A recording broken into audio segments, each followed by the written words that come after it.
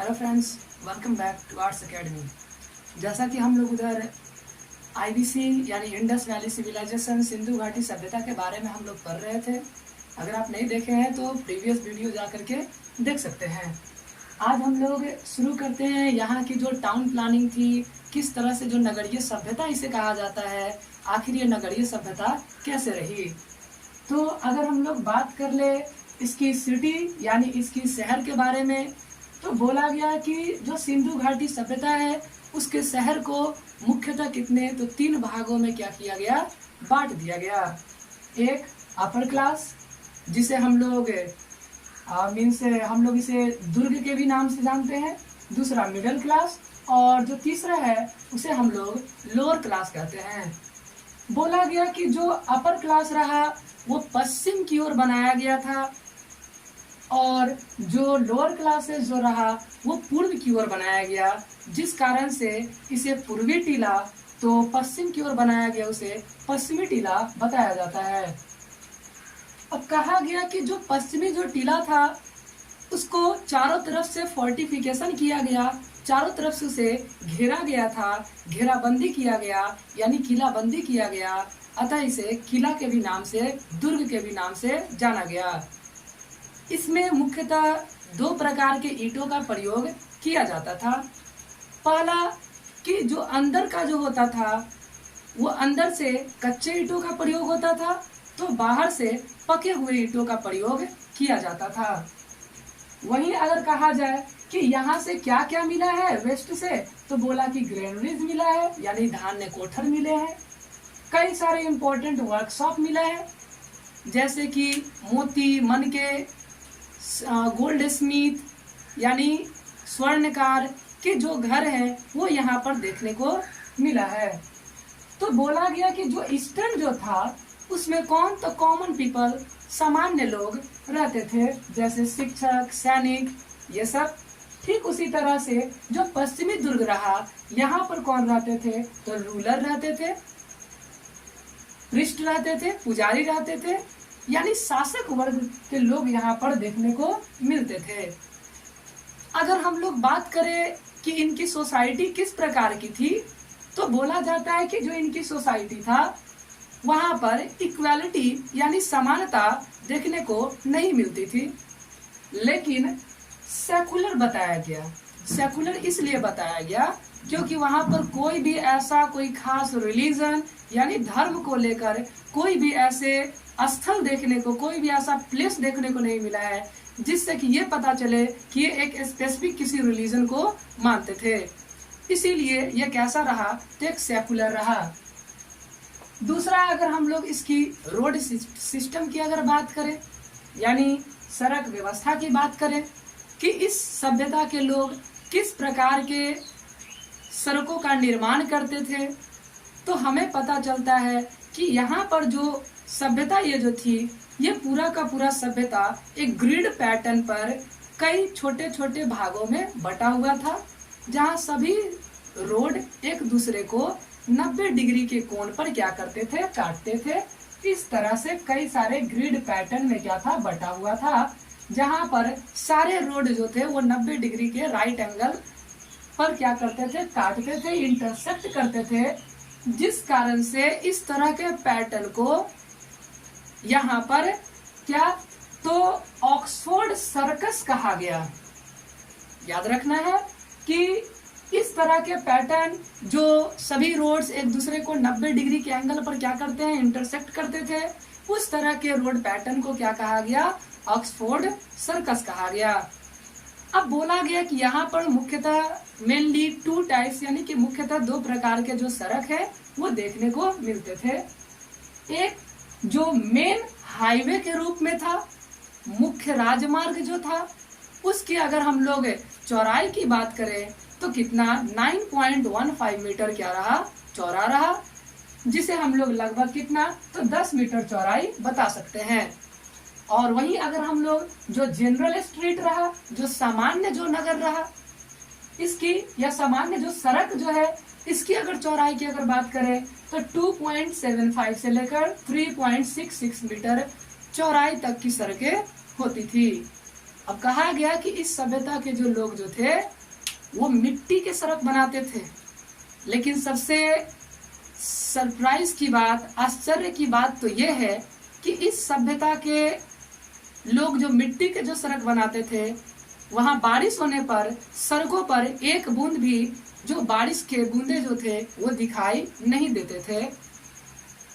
बोला गया कि जो सड़क होता था, सड़क के ठीक दोनों किनारे ही क्या किया जाता था, ड्रेनेज सिस्टम यानी कि नाले की व्यवस्था की जाती थी, ताकि सड़कों पर जो पानी अगर गिरे तो नालों से होते हुए कहाँ चले जाए, शहर से बाहर चला जाए, यानी वाटर लॉगिंग की समस्या नहीं होती थी। सड़कें इस तरह से कर्व होती थी।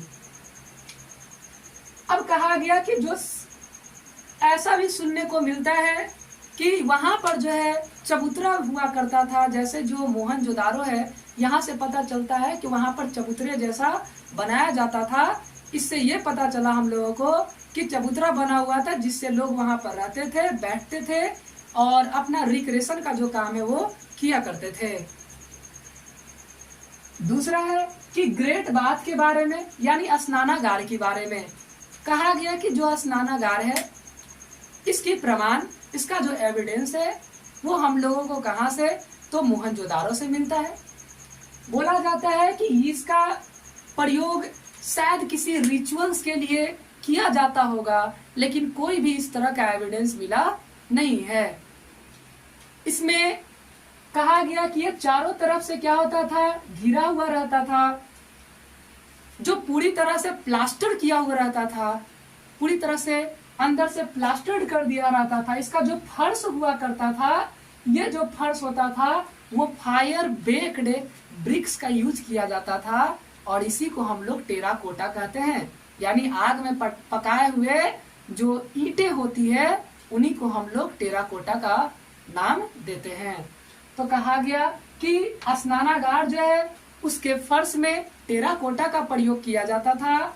यहाँ पर नॉर्थ और साउथ से सीढ़ियां बनी हुई मिले हैं। तो स्नानागार में नॉर्थ और साउथ यानी कि उत्तर और दक्षिण से सीढ़ियां बने हुए मिले हैं। साथ ही इसके साइड साइड से कुछ घर बने हुए प्रमाण मिले हैं, जिससे ये पता चलता है कि शायद यहाँ पर क्लॉथ्स को चेंज करने के लिए इसको बनाया गया होगा। ठीक उसी तरह से बोला गया कि इसकी अगर लंबाई की बात करें तो 11.88 मीटर और चौड़ाई की अगर बात करें तो 7.01 मीटर बताई जाती है। और इसकी जो डेप्थ यानी कि कितना गहरा रहा, तो इसकी गहराई 2.44 मीटर बताई जाती है। तो कहा गया कि ये जो सभ्यता है ये बहुत ही विकसित सभ्यता रही, जहाँ पर हर चीज एक बहुत ही उत्तम यानी कि बेस्ट क्वालिटी को देखने को मिला है। अब बात करते हैं कि जो बिगेस्ट जो बिल्डिंग की बात की जाती है कि सबसे बड़ा इमारत किसे कहा गया, इस सभ्यता की सबसे बड़ी इमारत क्या है, तो हम लोग किसे कहते हैं, ग्रेनरी को कहते हैं, यानी कि अन्नागार को कहते हैं।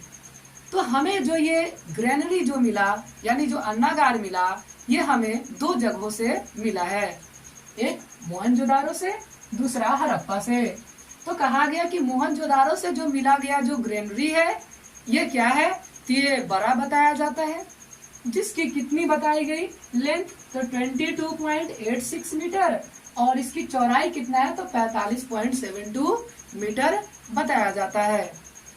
वहीं हड़प्पा से हम लोगों को टोटल कितने, तो 12 ग्रेनरीज यानी टोटल 12 धान्य कोठर मिले हैं। जो ये टोटल जो 12 जो धान्य कोठर हैं, ये 2-2 के कतार में, 2-2 के पेयर में टोटल 6 हैं, यानी टोटल इस तरह से 6 है और 2-2 के पेयर में बताए गए हैं। कहा जाता है कि इसमें प्रॉपर हवा आने को और जाने के लिए बनाया गया था, ताकि जो ग्रेनरी में रखे हुए जो अनाज हैं वो खराब ना हो, सड़े नहीं। अगर हम इस सभ्यता में प्रयोग किए जाने वाले अगर ईंटों की अगर बात करें तो बोला जाता है कि 2 तरह की ईंटों का प्रयोग होता था।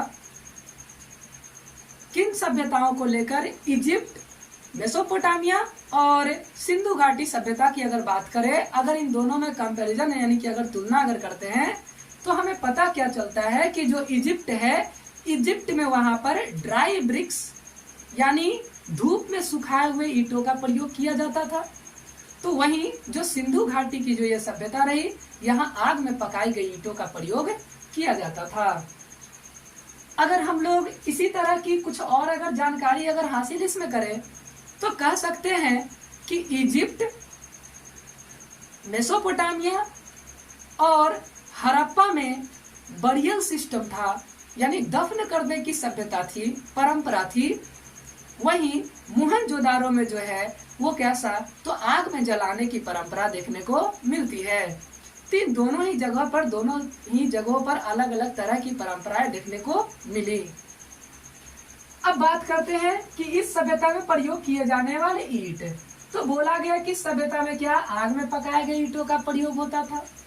जो हम लोगों को सबसे बड़ी जो ईंट मिला है वो कहाँ, तो मोहनजोदारो से मिला है, जिसकी साइज कितना, तो 51.43 सेंटीमीटर लंबा, 26.27 सेंटीमीटर चौड़ा, और इसका अगर हाइट की बात करें तो 6.37 सेंटीमीटर क्या मोटाई बताई गई है।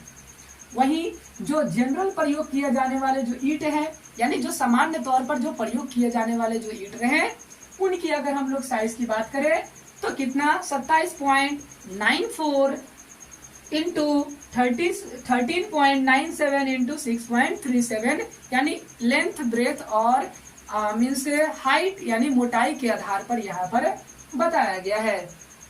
कहा गया कि जो इस सभ्यता के जो लोग थे वो इंग्लिश बॉन्ड सिस्टम का प्रयोग करते थे ईंटों को जोड़ने के लिए।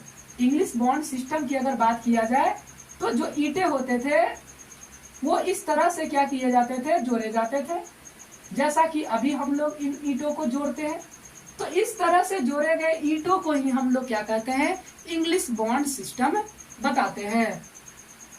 अगर इन सभ्यता में प्रयोग किए जाने वाले अगर हम लोग ड्रेनेज की अगर बात करें, किन सभ्यता की ड्रेनेज यानी कि नाले की किस तरह की व्यवस्था थी, तो बोला गया कि जो नाला होता था वो लगभग सभी घरों में क्या होता था, बना हुआ रहता था, जिसे ब्रिक्स से तो स्टोन स्लैब से यानी पत्थर के शिलाओं से क्या किया जाता था, उसके होल को ढक दिया जाता था, ताकि बाहर से कोई भी जीव जंतु जैसे कि सांप, बिच्छू जैसे जो प्राणी है वो घरों में ना आ जाए।